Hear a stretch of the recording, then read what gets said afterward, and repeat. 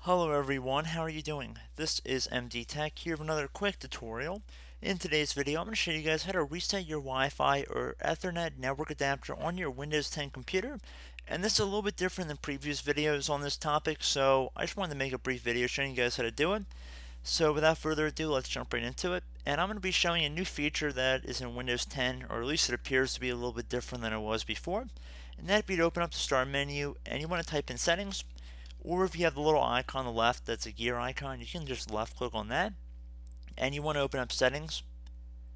Now you want to go underneath the network and internet tile.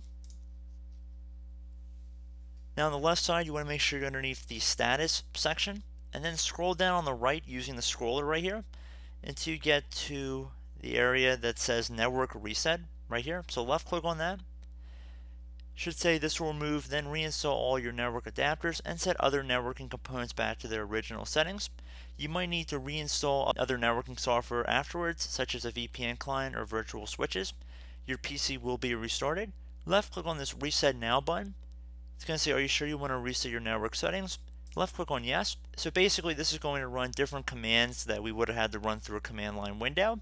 So in the event that we don't want to do that, it's a lot simpler and we'll just do it automatically. So we're going to click on close. I'm going to restart my computer here. And then once your computer has restarted, the adapter should have been reset. And hopefully that should resolve the issue you were experiencing. So as always, thank you guys for watching this tutorial. I do hope I was able to help you out, and I look forward to catching you all in the next tutorial. Goodbye.